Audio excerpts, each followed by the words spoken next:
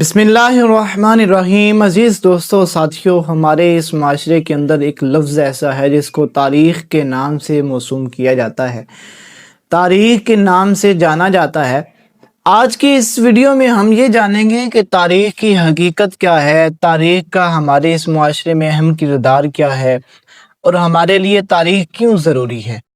عزیز دوستو ساتھیوں، سب سے پہلے یہ جاننا ضروری ہے کہ تاریخ کی تعریف کیا ہے۔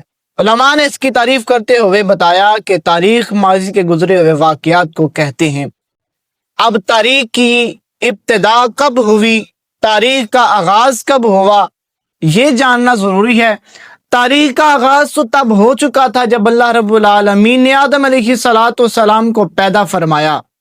تاریخ کی ابتدا تب ہو چکی تھی جب اللہ رب العالمین نے جنوں کو پیدا کیا، فرشتوں کو پیدا کیا۔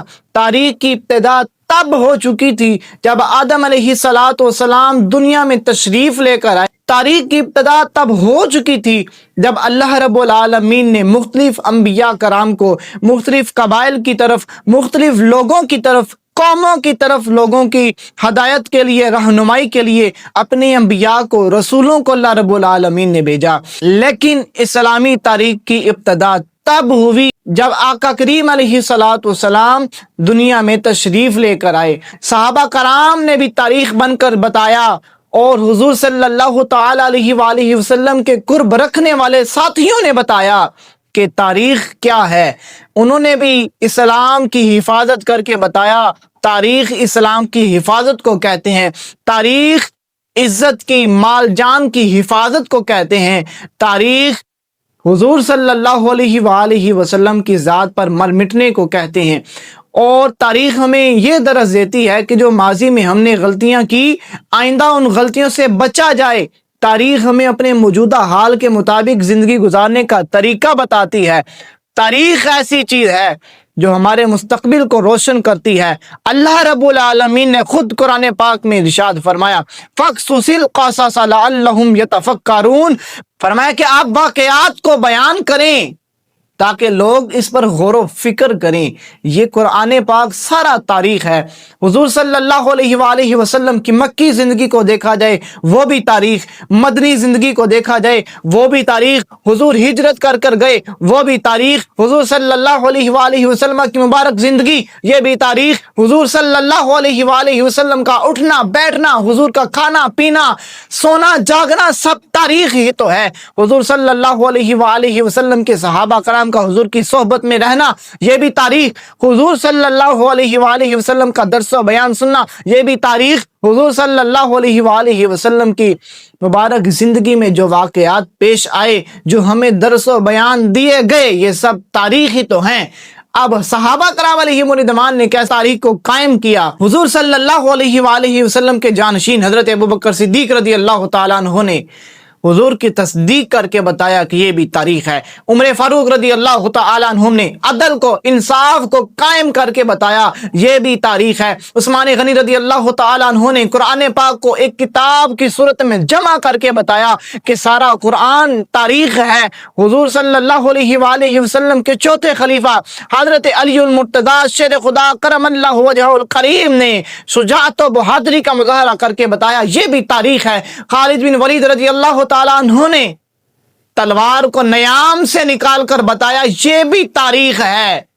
یہ تاریخ تو میرے حضور کے صحابہ کی ہے۔ حضور کے ایسے غلام بھی آئے جنہوں نے بادشاہت بھی کی اور اسلام کو تاریخ بنا دیا، اسلام کے پرچم کو بلند کیا۔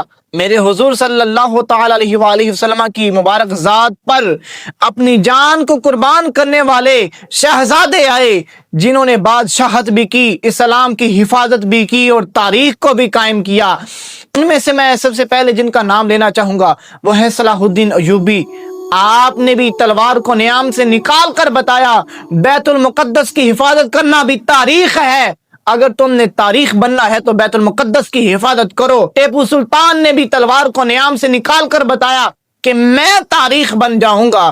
محمد بن قاسم نے 17 سال کی عمر میں سندھ کو فتح کر کے بتایا کہ میں بھی تاریخ بن کر دکھاؤں گا۔ اور حضور صلی اللہ علیہ وسلم کے غلاموں، گدڑ کی 100 دن کی زندگی سے شیر کی 1 دن کی زندگی بہتر ہے۔ ایسے ایسے نوجوان گزرے جنہوں نے اپنی تاریخ کو ثابت کیا، اولیاء کرام نے بھی اپنی تاریخ کو ثابت کیا۔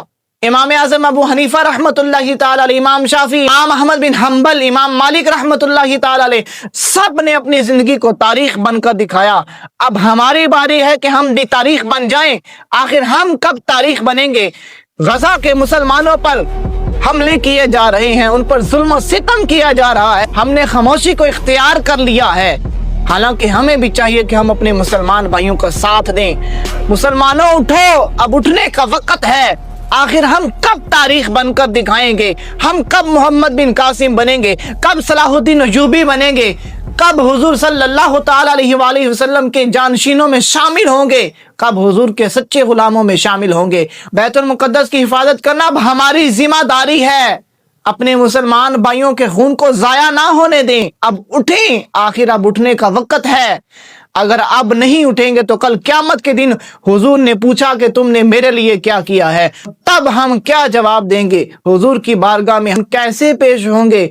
دوستو، ساتھیوں، ہمیں اس پر غور و فکر کی حاجت ہے۔ ہمیں سوچنا چاہیے کہ آخر ہم حضور کی بارگاہ میں کیا جواب دیں گے۔ حضور صلی اللہ تعالی علیہ وآلہ وسلم نے تو ہمارے لیے رو رو کر دعائیں کی، اور محشر کے دن بھی حضور صلی اللہ علیہ وسلم یہی صدا لگائیں گے، یا اللہ میری امت کو معاف کر دے۔ ایسی امت کو کیا کرنا چاہیے جس کے لیے پیارے آقا کریم صلی اللہ علیہ وسلم نے رو رو کر دعائیں کی؟ ایسی امت کا حق یہ بنتا ہے کہ حضور صلی اللہ علیہ وآلہ وسلم کے بتائے طریقے پر چلے، خود کو تاریخ بن کر دکھائے، بیت المقدس کی حفاظت کر کے بتائے، مسلمانوں کے خون کو ضائع نہ ہونے دیں، خالد بن ولید رضی اللہ تعالیٰ عنہ کے جانشین بن جائیں، ان کے نقش قدم پر چلنے والے بن جائیں، صلاح الدین ایوبی بن جائیں۔ محمد بن قاسم 17 سال کی عمر کا نوجوان تلوار کو نیام سے نکالا اور بتایا کہ اسلام کیا ہے، مسلمانوں کا جذبہ کیا ہے۔ ہمیں اپنے جذبوں کو زندہ کرنا چاہیے۔ آخر ہم کب اپنے جذبوں کو زندہ کریں گے؟ آخر ہم کب اپنے اسلام کا پرچم لہرائیں گے؟ مسلمانوں، اب اٹھنے کا وقت ہے، اٹھنے کا وقت ہے۔ اللہ رب العالمین نے خود ارشاد فرمایا فَقْصُصِ الْقَصَصَ لَعَلَّهُمْ يَتَفَكَّرُونَ، تم واقعات کو بیان کرو تاکہ یہ غور و فکر کریں۔ آخر کیوں فرمایا کہ یہ اپنی ماضی کی غلطیوں کو بھول جائیں، آئندہ اپنے مستقبل کو روشن کریں؟ ہم کب اپنے مستقبل کو روشن کریں گے؟ ہم کب اپنے آپ کو جگائیں گے؟ اب اٹھنے کا وقت ہے مسلمانوں، اب جاگو۔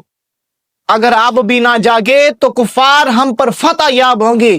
حالانکہ مسلمانوں کی تعداد بدر میں بھی 313 تھی، احد میں بھی کم تھی، جتنے بھی مارکے پیش آئے ہر مارکے میں مسلمانوں کی تعداد کم تھی، ایمان کا جذبہ تھا، مسلمان فتح یاب ہو